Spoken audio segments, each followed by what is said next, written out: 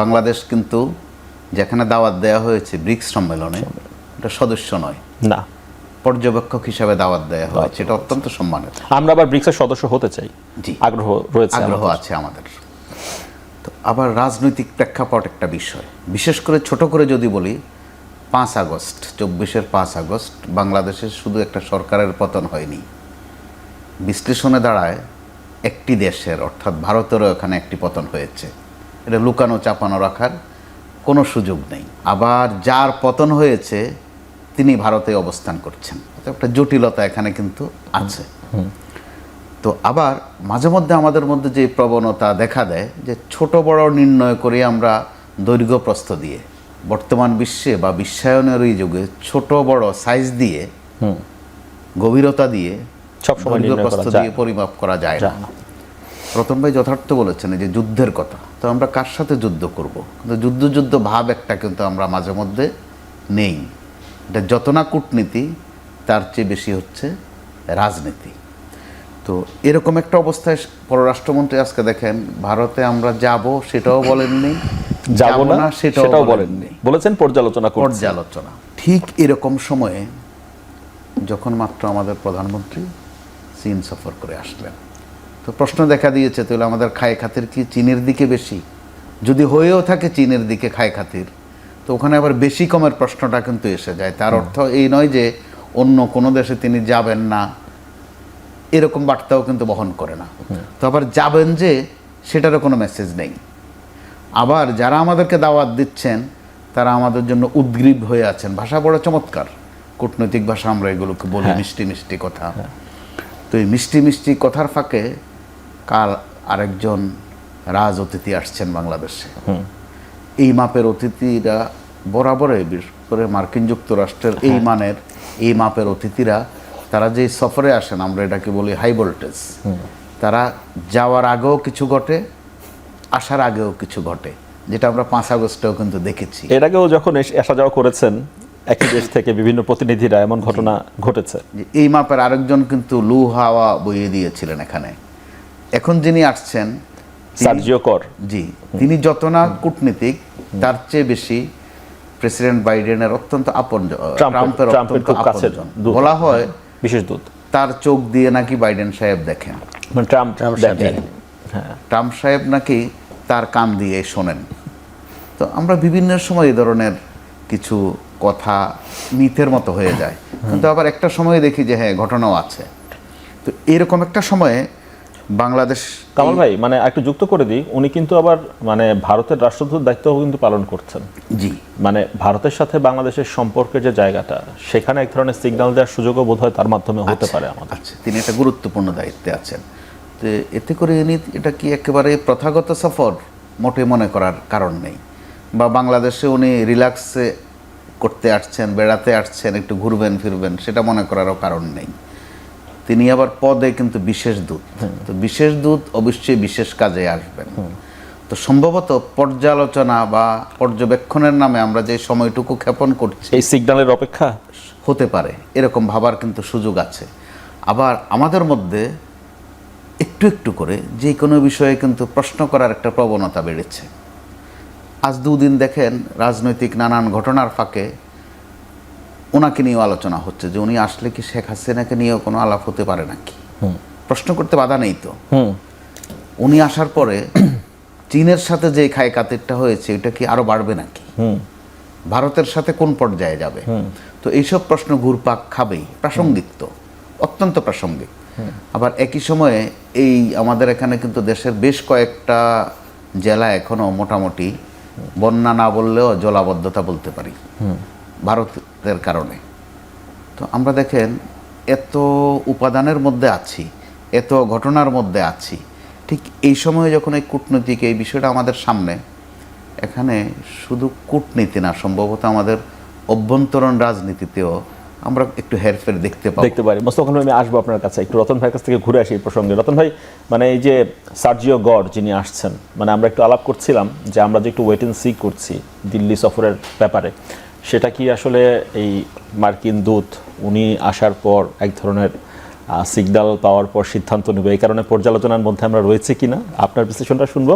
আর এমনিতে মানে আমাদের যে উনি আসছেন, বিশ্লেষকরা যেটা বলছেন আর কি, যে ওয়াশিংটন বুঝতে চায় যে ওয়াশিংটনের বাইরে যারা আমাদের অন্য বন্ধু রয়েছে তাদেরকে আমরা কীভাবে মূল্যায়ন করছি, মানে ঢাকা এই মুহূর্তে ওয়াশিংটনকে তাহলে কী বার্তা দিতে পারে এই বিষয়ে।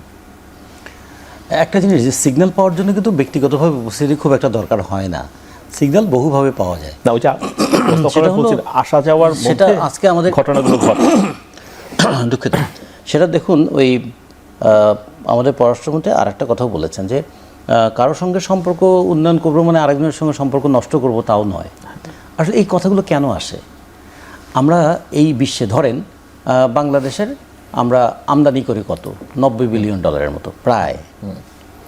কোনো একটা দেশ থেকে কি আমরা আমদানি করি না তো। ফলে আমরা আমদানির জন্য বিভিন্ন দেশের সঙ্গে তো আমার সম্পর্ক আছে, রাখতে হয়। আচ্ছা, বাংলাদেশের যদি বলি ইনফ্রাস্ট্রাকচার ডেভেলপমেন্টের ক্ষেত্রে টেকনিক্যাল অ্যাসিস্ট্যান্ট যাদের কাছে নেই, কোনো একটা দেশের কাছে নেই না। পারমাণবিক বিদ্যুৎ কেন্দ্র করছি রাশিয়ার সঙ্গে, পদ্মা সেতু করলাম চীনের টেকনোলজিক্যাল হেল্প নিয়ে, মেঘনা সেতু করেছি জাপানের সহযোগিতা নিয়ে, এমনি করে আমাদের কিন্তু নানা ধরনের সহযোগিতা আছে। আচ্ছা, তারপরে ধরেন ইউরোপিয়ান ইউনিয়নের দেশগুলোর মধ্যে অনেকগুলো দেশ আছে, তারা বাংলাদেশে নানা ধরনের তৎপরতা চালান, যার মধ্যে একটা হলো তারা আমাদের নাকি রাজনৈতিক মান, আমাদের দক্ষতা, পেশাগত দক্ষতা এগুলো বাড়ানোর ক্ষেত্রেও তারা সহযোগিতা করেন। এরকম নানা ধরে তাদের নাম আবার আমরা দিয়েছি এখন ডেভেলপমেন্ট পার্টনার, মানে আমাদের ডেভেলপমেন্টে তারা হচ্ছেন পার্টনার, ডেভেলপমেন্টটা আমাদের, পার্টনার ওনারা। কেন? মানে আমার ডেভেলপমেন্টে আপনি পার্টনার হবেন কেন? তাহলে আমার ডেভেলপমেন্টে আপনি হয় পরামর্শ দেবেন, না হলে সহযোগিতা করবেন, কিন্তু এখন সহযোগিতা না, এখন পার্টনার হয়ে যাচ্ছে। পার্টনার মানে তো কিছুটা কর্তৃত্ব করবেন, তাই না? আমরা তো খুব গালভরা একটি শব্দ বলি, উন্নয়ন সহযোগী। হ্যাঁ, তাহলে উন্নয়ন সহযোগীর কি মানে পাল্টা কিছু আছে? উন্নয়ন প্রতিযোগিতাও আছে। আচ্ছা, এখন ধরুন যেটা বুঝতে চায়, আমেরিকা চাইলেই কি সব বিষয়ে বাংলাদেশের সঙ্গে ফয়সলা করতে পারবে? আমেরিকার সঙ্গে বাংলাদেশের বাণিজ্য হচ্ছে $7 বিলিয়ন। আমেরিকা বাংলাদেশকে কন্ট্রোল করতে পারবে সামরিক দিক থেকে, আর কোনো দিক থেকে না। এখন আমার যে পেঁয়াজ লাগবে সেটা কি আমি আমেরিকা থেকে আনবো? না। আমার যদি তেল লাগবে সেটা কি আমেরিকা থেকে আনবো? না।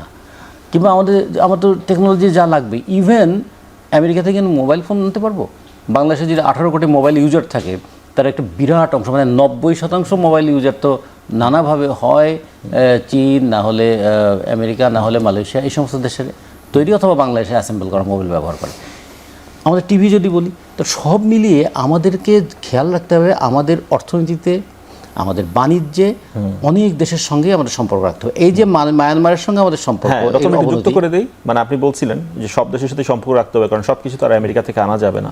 তো মানে মার্কিন চুক্তির হয়ে যাওয়ার পরে আমাদের কি আর স্বাধীনভাবে কোনো অন্য দেশের সাথে মানে আলাপ করা, স্বাধীন সম্পর্ক রাখার আসলে কি সুযোগ রয়েছে? কারণ এই কথাটা কেন বলছি, ওইটার বিরোধিতাই আমরা করছি। অনেকে বলেন যে মার্কিন স্বার্থ বিরোধী কোনো কিছু করার সুযোগ আর বাংলাদেশের নেই, মার্কিন স্বার্থ রক্ষা করে যা খুশি করা যেতে পারে, তাই কি না রতন ভাই? এটার চাইতে বড় যে কথাটা আছে, মার্কিন যুক্তরাষ্ট্রের সঙ্গে যাদের বৈরী সম্পর্ক আছে তাদের সঙ্গে সম্পর্ক রাখা যাবে না, মানে মার্কিন স্বার্থ বিরোধীর চাইতে এটা বড় কথা।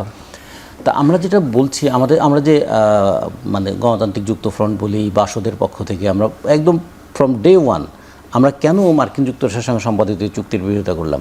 আমাদের অনেকে বলছে কেন একটা বড় দেশের সঙ্গে চুক্তি করলে তো ভালোই, কিন্তু বড় দেশের সঙ্গে চুক্তি করতে গিয়ে দেখুন আমাকে 45,000 কোটি টাকার বিমান কিনতে হচ্ছে। এই মুহূর্তে বিমানটা আমার খুব গুরুত্বপূর্ণ কিনা? আচ্ছা, আমার তুলা কিনতে হবে আমেরিকার কাছ থেকে, তুলাটা আমেরিকার কাছ থেকে কেনাটা গুরুত্বপূর্ণ কিনা? প্রতি বছর 7 লক্ষ টন গম আনতে হবে আমেরিকা থেকে, আমেরিকা থেকে এত দূর থেকে ওই গম আমার আনতে হবে কিনা? আমার ফুয়েল কিনতে হবে প্রতি বছর $1 বিলিয়ন, সেটা কিনতে হবে আমেরিকার কাছ থেকে। আমেরিকা তো ফুয়েল এক্সপোর্ট করে না, ফুয়েল এক্সপোর্টিং ওপেকভুক্ত দেশগুলো কিংবা আশেপাশের অন্য দেশ।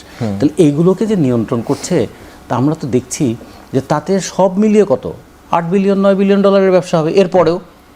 কিন্তু আমেরিকা যেটা করবে যে আমি ওকে পছন্দ করি না, তুমি তার সঙ্গে ব্যবসা করতে পারবা না, মানে সে নিজে খাবে না এবং কাউকে খেতেও দেবে না, এই অ্যাটিটিউড। ফলে এই জায়গাটা হচ্ছে খুব মানে অ্যালার্মিং। আমাদের এই জায়গাটা খেয়াল করতে হবে। তাহলে আমেরিকা কি যাকে পছন্দ করবে না তার সঙ্গে আমাদের স্বার্থ থাকলেও আমরা সেটা রক্ষা করতে পারবো না? একটা ছোট্ট কথা বলে শেষ করি, মায়ানমারের সঙ্গে আমাদের এত বিরোধ না, তারপরে বাংলাদেশের রপ্তানিযোগ্য ওষুধের 15% রপ্তানি হয় মায়ানমারে। আবার মায়ানমার থেকে আমরা কি নেই? এত বর্ডার গার্ড, এত পাহারা, তারপরে ইয়াবায় ভসে যাচ্ছে গোটা দেশ। তাহলে এগুলো কি ইন্ডিকেট করে? ভারতের সঙ্গে কাঁটাতারের বেড়া আছে, ভারত আমার পানি বন্ধ করে দেয়, কাঁটাতার দিয়ে সব বন্ধ হচ্ছে কিন্তু ফেন্সি ডিল আসা বন্ধ হয় না। তো এগুলো খেয়াল রাখতে হবে যে এগুলো হচ্ছে আন্ডার কারেন্ট, ইকোনমির এগুলো আন্ডার কারেন্ট এবং খুব ডেঞ্জারাস জিনিস এগুলো।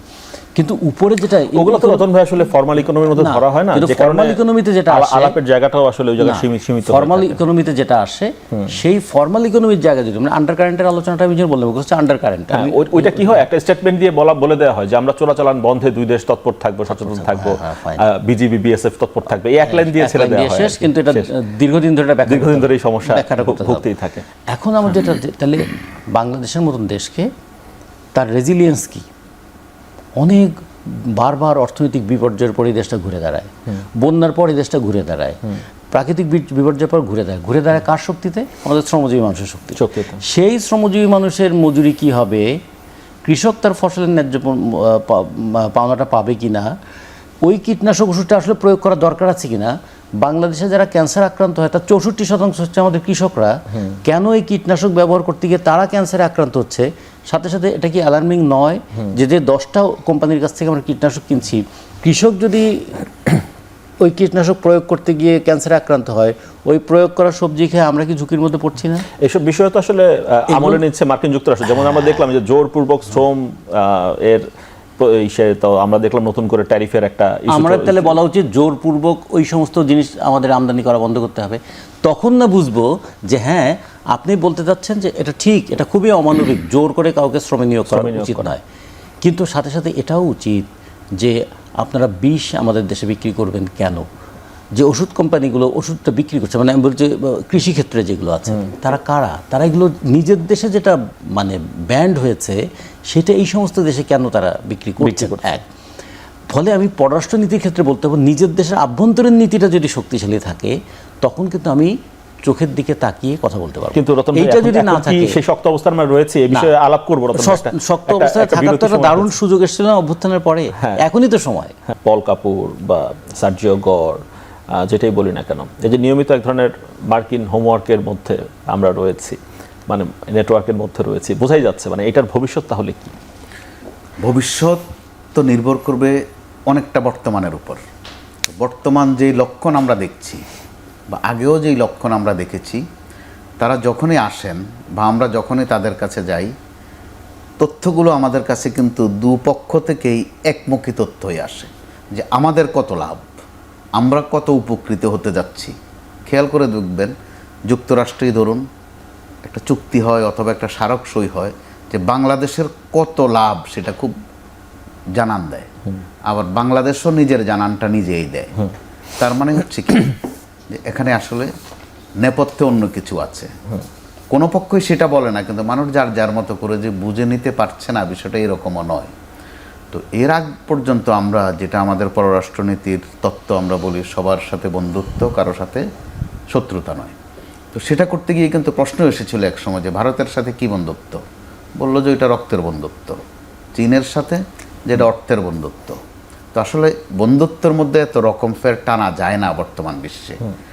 তো আবার বিশ্ব বাস্তবতা হচ্ছে যেটাকে আমরা গ্লোবালাইজেশন বলি, ওখানে প্রত্যেকেই প্রত্যেকের ভালো মন্দের শরিক কোনো না কোনোভাবে।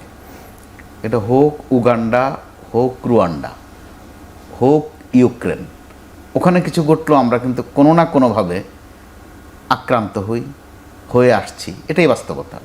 তো এরকম একটা জায়গায় দেশীয় বাস্তবতায় আপনি দেখুন, যখন অন্তর্বর্তীকালীন সরকার শেষ মুহূর্তে যুক্তরাষ্ট্রের সাথে কয়েকটা চুক্তি করলো, স্মারকও সই হলো কয়েকটা, একটা গোপনীয়তার নমুনা আমরা খেয়াল করলাম। প্রথমে তো অস্বীকার করাই হলো, পরবর্তীতে স্বীকার করা হলো। তো নির্বাচিত সরকার এসে দেখেন যে ওই যুক্তরাষ্ট্রের সাথে ওই চুক্তিগুলোর বিষয়ে কিন্তু আন্তরিক, বেশ আন্তরিক। বয়ানটা কি দেয়া হচ্ছে যে বিগত সরকার তো করে গেছে, তো বিগত সরকার তো আরও অনেক কিছু করে গিয়েছিল, ওগুলো তো বাতিল করে দিয়েছেন বা অস্বীকার করছেন। অর্থাৎ এখানে একটা সুবিধা মতো পদক্ষেপের বিষয় আছে। কোন একটা কবিতায় যেন আছে যে ওই যে দেবে আর নেবে, মেলাবে মিলিবে। এখানে দেবে আর নিবের ক্ষেত্রে আমরা দেখছি যে আমরা ক্ষেত্র বিশেষে বেশি দিচ্ছি। দেশ ছোট, গরিব দেশ বলে নিজেরাও নিজেদেরকে মাঝে মধ্যে গরিব বলি, কিন্তু দিচ্ছি বেশি।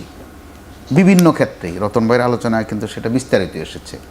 তো এই ক্ষেত্রে নিজেদের সক্ষমতা জানান দেওয়ার কিছু বিষয় কিন্তু থাকে।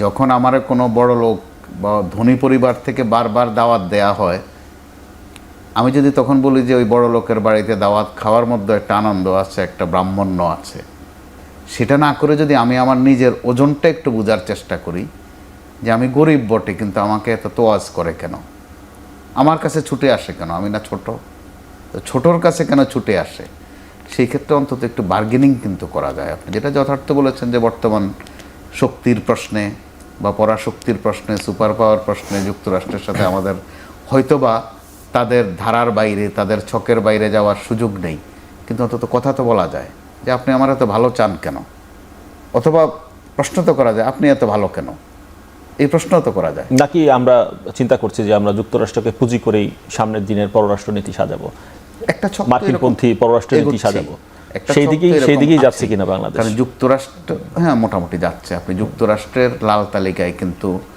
নরেন্দ্র মোদীর নামও ছিল, আবার লাল গালিচা পেতেও কিন্তু সমস্যা হয়নি। কখন কোনটা আপনার জন্য সুবিধাজনক হবে এটা নির্ণয় করা বড় কঠিন, আর এই নির্ণয়ের পাল্লা কিন্তু আমাদের হাতে নয়। এটা হচ্ছে সবচেয়ে নিষ্ঠুরতা অথবা দুর্ভাগ্য বলেন। কিন্তু আমরা তো মাঝে মধ্যে একটু টুকটাক, যেটা বললাম, প্রশ্ন করতে পারি, একটু বার্গেন হলেও করতে পারি।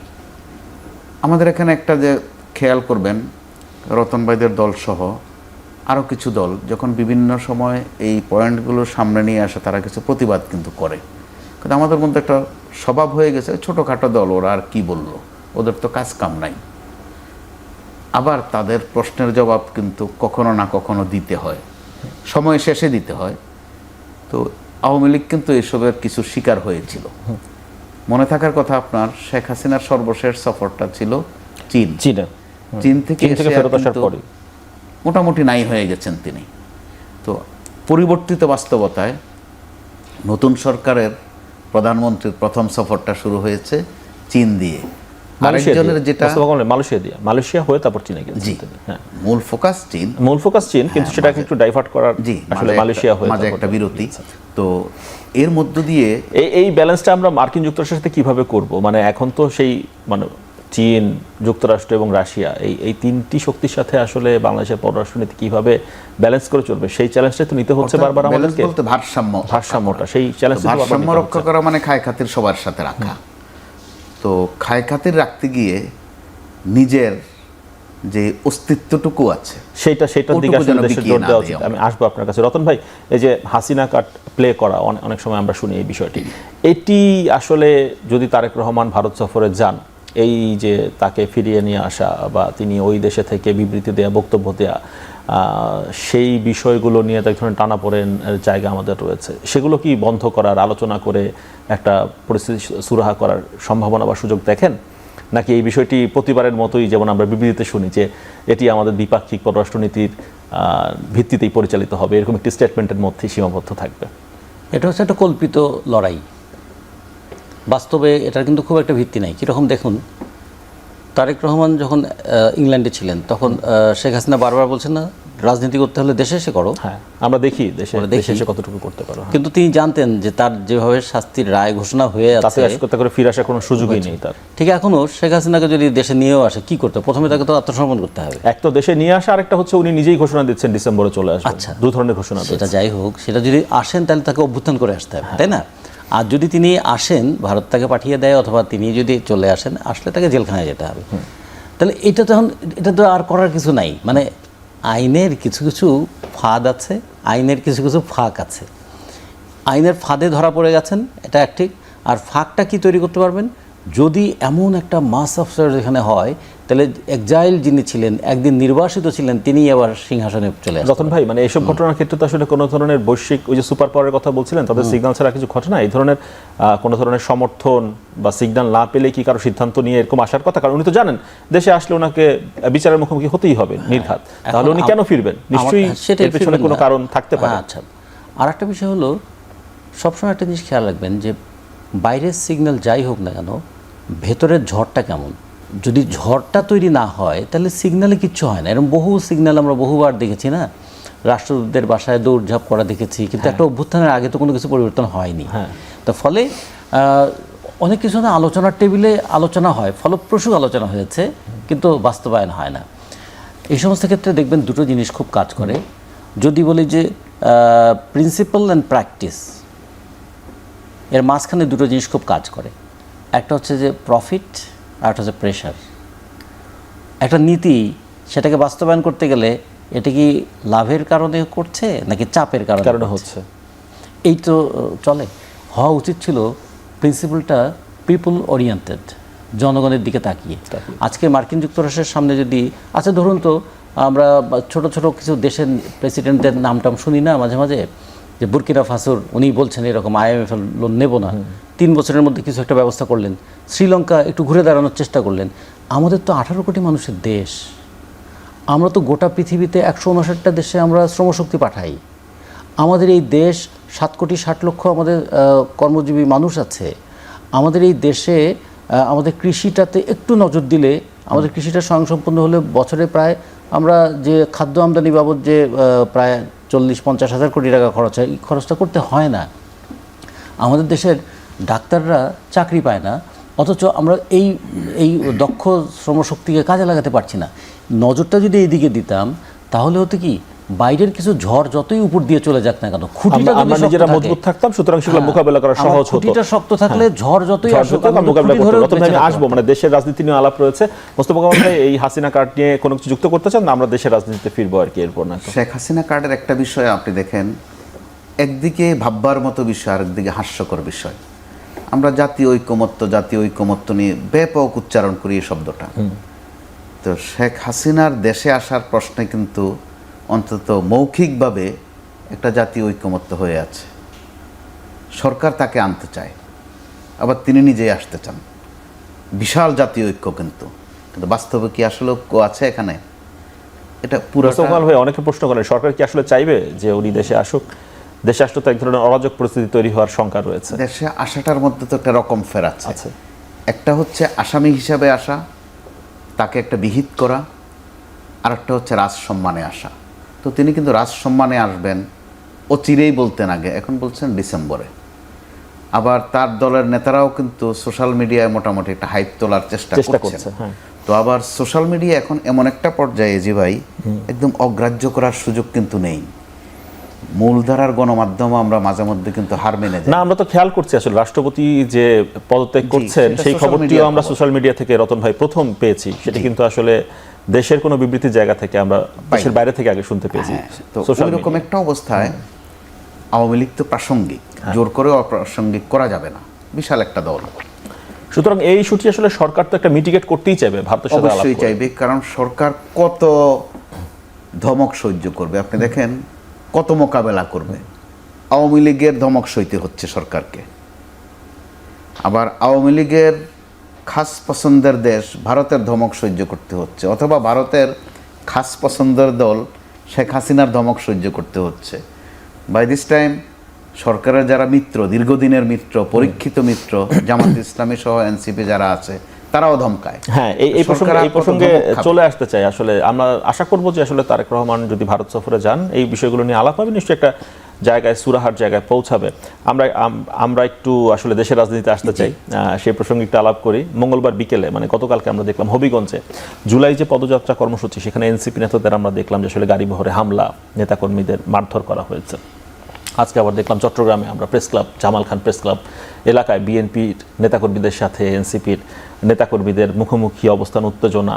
আজকে আবার এনসিপির নেতাকর্মীরা তারা হবিগঞ্জের থানায় মামলার অভিযোগ নিয়ে গেছেন। মানে রতন ভাই, মানে জুলাইয়ের শক্তি একসাথে তারা মোকাবেলা করছেন।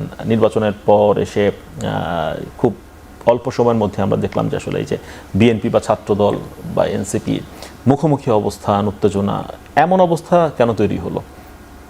দেখুন, জুলাইয়ের জাস্ট 2 বছর পরের জুলাই, হ্যাঁ, 1 জুলাই আন্দোলনের মধ্য দিয়ে একটা অভূতপূর্ব ঐক্য তৈরি করেছিল।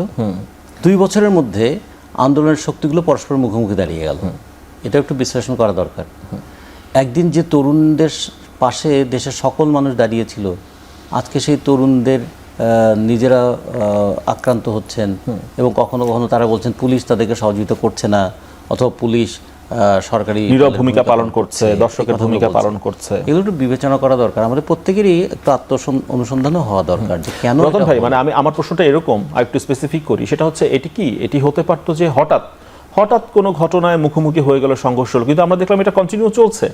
আপনার কি মনে হয় না যে সেন্ট্রালের সিগন্যাল ছাড়া, মানে বিএনপির লোকজন এনসিপির এই যে পদযাত্রা কর্মসূচিতে সেখানে যে বারবার বাধা দেওয়া হচ্ছে, গতকালকে হলো, আজকে হলো, এটা কি সেন্ট্রালের সিগন্যাল ছাড়া স্থানীয় নেতাকর্মীরাই করছেন বলে মনে হয়, নাকি সেন্ট্রালের অবশ্যই প্রচ্ছন্ন বা পরোক্ষ প্রত্যক্ষ ইঙ্গিত রয়েছে বলেই করছে? সেন্ট্রালের সিগন্যাল আছে কি নেই তার চেয়ে বড় কথা, এটা রাজনীতিতে কি বার্তা দেয়?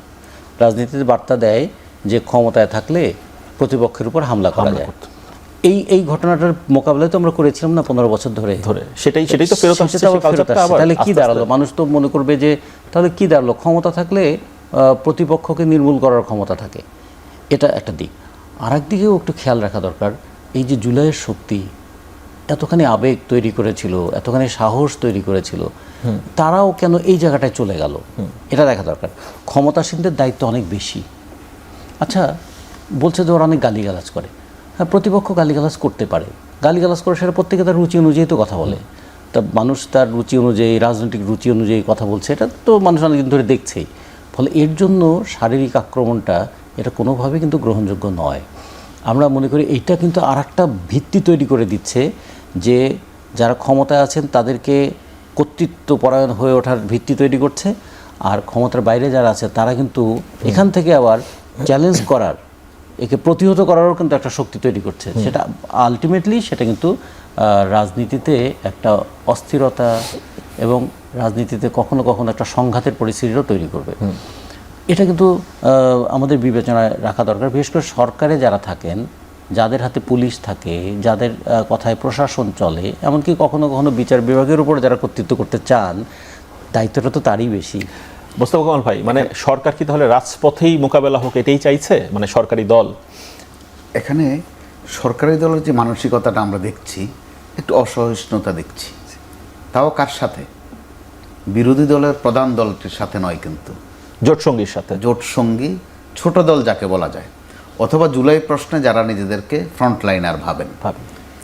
তো বাড়ির কাজ বলতে একটা কথা ছিল, আমরা স্কুল জীবনে সেটা করতাম, যে হোমওয়ার্ক। তার নিচে, অনুশীলনের নিচে একটা লেখা থাকতো, এসো নিজে করি। এনসিপি গত কয়েকদিন কিন্তু অনেকটা এসো নিজে করির মতোই করছে।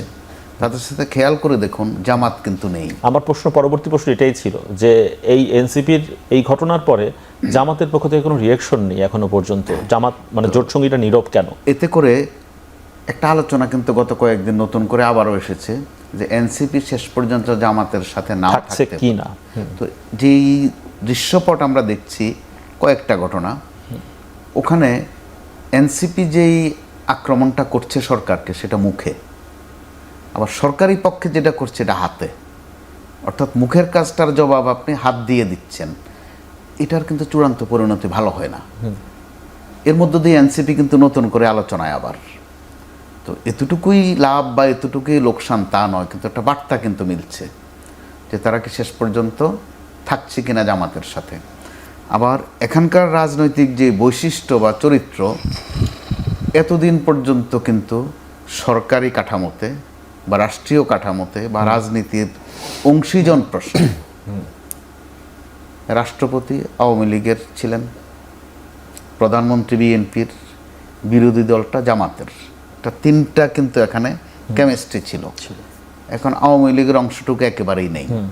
তাহলে এখন আছে কে? বিএনপি, জামাত প্লাস এনসিপি, অথবা বিএনপি আর বিরোধী দল, এইভাবে যদি বলেন সরকারি দল আর বিরোধী দল। এখানের মধ্যে কিন্তু আমরা ছোট্ট ছোট্ট করে মেরুকরণ দেখছি। এনসিপির যারা বিভিন্ন জায়গায় যাচ্ছে, গণমাধ্যমে কাজ করার সুবাদে যতটুকু জানছি যে কিছু একটা ঘটতে পারে এই প্রস্তুতি নিয়েই কিন্তু তারা যাচ্ছে এবং মানে চাইছে না হয়তো, কিছু ক্ষেত্রে হয়তো হতে পারে চাইছে না হয়তো। এবং তাদের কয়েকজনের বক্তব্য কিন্তু তারা ওই মেসেজ দিতে চাচ্ছে। তারা 5 আগস্টের কথা স্মরণ করিয়ে দিচ্ছে যে তখন, যে এখন তো শুধু 2-1টা গুলি, যে তখন কিন্তু কামান ছিল, তারা মনে করিয়ে দিচ্ছে। কিন্তু তারা তাদের রাজনৈতিক যেই মার্কেটিংটা আছে, আর রাজনীতিতে আসলে মার্কেটিং থাকে, রাজনীতিতে আমরা মিডিয়াতে বলি একটা শব্দ যে প্রেজেন্টেশন, এটা রাজনীতিতেও থাকে আসলে কে কোনটা সামনে নিয়ে আসা যায়, লাইমলাইটে আসার জন্য আসলে কিছু ক্ষেত্র প্রস্তুত করতে। ওই ক্ষেত্রে তারা পাশে নেই, এই ডিক্লারেশনও কিন্তু দেয়নি, আবার কোনো বিবৃতিও এখন পর্যন্ত আমরা পাইনি। কিন্তু এগুলো দিতে তো আসলে জামাত দেরি করার কথা না, আমরা দেখি যে ইতিপূর্বে তো চট জলদি তারা গত কয়েকটা দিন ধরে রাজনীতিতে ছোট্ট ছোট্ট যে ঝগড়াঝাটিগুলো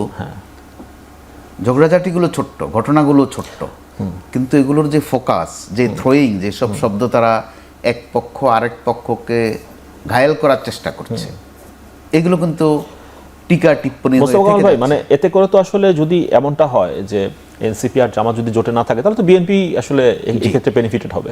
অবশ্যই ওই ক্ষেত্রে আপনি খেয়াল করে দেখেন যে প্রেজেন্টেশন বা মার্কেটিং এর কথা বলছিলাম, জামাতে ইসলামী গত কয়েকদিন ধরে খুব বেশি বেশি করে 24কে আরো বেশি সামনে আনার চেষ্টা করছে। তো ওই ক্ষেত্রে জামাত যেটা করছে, সম্ভবত মাঝে মধ্যে খেয়াল করি আমরা যেটা, যে সরকারকে একটু চটাতেও চায়। একটা গল্প আছে এরকম, প্রেসিডেন্ট পারভেজ মোশাররফ নিয়ে, যে ওনার চুল কাটতে নাকি সমস্যা হতো নাপিতের, তখন পারভেজ মোশাররফকে ওই নাপিত মাঝে মধ্যেই তার পূর্ববর্তী প্রেসিডেন্ট জিয়াউল হকের কথা মনে করাই দিতেন। তো এক পর্যায়ে পারভেজ মোশাররফ বলছিল যে তুমি আমার চুল কাটার সময় এই কথা মনে করাইয়া দাও কেন? আর আপনার চুলগুলো শুয়ে থাকে, কাটতে অসুবিধা হয়, ওনার কথা মনে করে একটু নড়ে চড়ে তখন কাটতে সুবিধা, চুলগুলো কাটতে সুবিধা হয়। অর্থাৎ জামাতও কিছু ধরতে চায় কিনা মুট করে ভালো করে ওই চেষ্টাটা করছে। আবার এনসিপি খেয়াল করে দেখেন, খুব জুলাইয়ের কথা নতুন করে আবার সামনে আনছে। জামাতের সাথে যাওয়াতে তাদের যে একটা প্রশ্নবিদ্ধ হয়েছে, সেটা কভার করার চেষ্টা মাঝে মধ্যে করে। এটা একটু শুনি রতন ভাইয়ের কাছে, বক্তব্য দেয়। আবার যারা তাদেরকে ছেড়ে চলে গেছে, বেশ উল্লেখযোগ্য কতগুলো মুখ আছে, তারা আবার আসছেন, তাদেরকে একসাথে করবেন, এই মেসেজটাও দেওয়ার চেষ্টা করছে। একটু শুনি রতন ভাইয়ের কাছে। রতন ভাই, মানে রাজনীতিতে তো আসলে এই জোটে যাওয়া, জোট থেকে বের হওয়া, সেটা তো হতেই পারে, কিন্তু এনসিপির যে ব্র্যান্ডিংটা ছিল, জামাতে যাওয়ার পর যেটা হয়েছে, আবার যদি তারা জোট থেকে বের হয়ে আসে, সেই আগের ব্র্যান্ডিং কি ফেরত পাওয়ার সুযোগ দেখেন আপনি? দুদিক থেকে এনসিপি হয়তো ভাবতে পারে, তাদের যে সম্ভাবনাময় তরুণরা তাদের দল ছেড়ে চলে গিয়েছে, তাতে তাদের ক্ষতিগত হয়েছে, আর পার্লামেন্টের সিট পাওয়ার মধ্যে দিয়ে তাদের কতটুকু লাভ হয়েছে, সেই যদি লাভ ক্ষতির বিবেচনা করে তারা, তাহলে ওই তাদের কাছে গ্রহণযোগ্য হওয়ার জন্য কখনো কখনো এটা ছাড়তেও পারে তারা, এটা হতে পারে। কারণ আগামী 4 বছর তো আরও এই থাকবেই তারা সংসদে, এবং এইভাবে চলবে। কিন্তু আরেকটা জিনিস খেয়াল করে দেখুন, 11 দলীয় জোট থেকেও কিন্তু কেউ কেউ বেরিয়ে যাচ্ছেন, এবং গুরুত্বপূর্ণ কিছু দলও বেরিয়ে যাচ্ছে। এখন সংখ্যা গুনলে 9 দল হয়। তাহলে যারা বেরিয়ে গেছেন তারা আবার কিন্তু জামাতকে অভিযুক্ত করে বেরিয়ে যাচ্ছেন। তার মানে বিরোধী দলের যে একটা মোর্চা, সেই মোর্চার মধ্যে জামাতের আচরণটা নিয়ে তাদের জোট সঙ্গীদেরও কিন্তু খুব ভালো ইয়েটা নাই, মানে সম্পর্কটা নেই। কিন্তু এগুলো তো হচ্ছে, মানে আমি বলবো যে ফেক ফাইট, বা মক ফাইট বলি। কারণ যদি অভ্যুত্থান হয়, এটা 2-3 দিনের মধ্যে অভ্যুত্থান হবে, আগামী 5 দিনের মধ্যে অভ্যুত্থান হবে, 7 দিনের মধ্যে সরকারকে ফেলে দেবো, এগুলো কথার কথা। এটার জন্য একটা প্রস্তুতি লাগবে। 2 নম্বর হচ্ছে যে নির্বাচন, সেটাও আগামী 4 বছর লাগবে। তাহলে এই 4টা বছর চলবে কীভাবে? এরকম করে চলবে। কিন্তু যে জিনিসটা হারিয়ে গেল, এই যে মার্কিন যুক্তরাষ্ট্রের সঙ্গে চুক্তিটা, এটা আলোচনা থেকে হারিয়ে যাচ্ছে। এই সময়ের মধ্যে দেখুন, সরকার 42টা রাষ্ট্রায়ত্ত কারখানা সেগুলো বেসরকারি খাতে বিক্রি করে দিচ্ছে। সেটা নিয়ে কালকেও আমরা শিল্প মন্ত্রণালয়ে স্মারকলিপি দিলাম, ঘেরাও করলাম। আচ্ছা, এর পাশাপাশি দেখুন যে আমাদের এখানে কৃষকদের সমস্যাটা ক্রমান্বয়ে এতখানি গভীর হয়ে উঠছে যে কৃষি কাজ করাটা কি লাভজনক হবে নাকি হবে না। আচ্ছা, কৃষি কাজে যদি কোনো ক্ষতি হয়, তাহলে আলটিমেটলি খাদ্যের জন্য আমাদের নির্ভরশীলতা তো বাড়বেই। তখন যতই আমি মুখে গরম কথা বলি না কেন, খাদ্যের জন্য ওই সমস্ত দেশগুলোর কাছে যেতে হবে যাকে আমি শত্রু জ্ঞান করেছিলাম। আচ্ছা, তারপরে ধরুন আমাদের কর্মসংস্থানের জায়গাটা, এটা কি সময় আসছে, এই ফাঁকেই কিন্তু আমাদের হামে মৃত্যু 850 চলে গেল। রতন ভাই, ওই জায়গাটা একটু জানি যে আপনি বলছিলেন যে 4 বছর তো আসলে তারা জানেন যে তারা আসলে সংসদ সদস্য হিসেবে থাকবেন, কিন্তু এই মানে এটা তো মূল নির্বাচন, কিন্তু এর ফাঁকে তো স্থানীয় সরকার নির্বাচনের প্রসঙ্গ রয়েছে। সেটিকে ঘিরে কি আসলে এই মেরুকরণগুলো হতে যাচ্ছে কিনা, জোট থেকে বের হয়ে আসা, আবার নতুন করে ভাবা, এই জায়গাটাতে আসলে হতে পারে? আমাদের দেশে স্থানীয় সরকার নির্বাচনটা এমন একটা নির্বাচন যে নির্বাচনে আসলে এই সমস্ত রাজনৈতিক প্রভাব খুব বেশি কাজ করে না। ওখানে কাজ করে নদীর এপারে কার বাড়ি ওপারে কার বাড়ি, তিনি কতদিন চেয়ারম্যান ছিলেন, তিনি কতদিন ইয়ে ছিলেন। ফলে আর এবার যেহেতু দলীয় প্রতীকটা সিটি থাকবে না, নির্বাচনের ক্ষেত্রে এটা হয়। হ্যাঁ, সিটি নির্বাচনের ক্ষেত্রে প্রভাব পড়ে, প্রভাবটা বিশেষ করে পড়ে। বড় সিটিগুলো বড় সিটিগুলোতে। কিন্তু এই যদি আমি বলি উপজেলা নির্বাচন সেখানে সেগুলোর ক্ষেত্রে আমরা তো সিটি নির্বাচন আসলে বেশি ফোকাস দেই, আলাপ করি। আবার আমাদের ওই জায়গাটাতে একটু জানতে অতীতের চাচ্ছি। ট্র্যাডিশনটা দেখেন, হ্যাঁ, আওয়ামী লীগ যখন ক্ষমতায় তখন সিটি কর্পোরেশনগুলোর সমস্ত মেয়রগুলো হচ্ছে বিএনপি, আর বিএনপি যখন ক্ষমতায় তখন সিটি কর্পোরেশনের মেয়রগুলো অনেকে আওয়ামী লীগ, এর মতো দেখেছি আমরা, তাই না? এটা চট্টগ্রামের একটা বড় একটা উদাহরণ ছিল। তো এইরকম ঘটনা তো ঘটেছে। ফলে অনেকে মনে করে যে স্থানীয় সরকার নির্বাচনের মধ্যে দিয়ে শাসন ক্ষমতার খুব বড় কোনো পরিবর্তন হয় না। কিন্তু এখানে অনেক স্টেক রয়েছে, মানে Stake রয়েছে কাজ মানে- পাওয়ার সুযোগ রয়েছে, কাজ দেওয়ার সুযোগ রয়েছে, এই অংশটা বোধহয় অনেকে ছাড়তে চান না। সেটার মধ্যে কি করে, বরাদ্দ কোথায় হবে, কে বেশি বরাদ্দ পাবেন।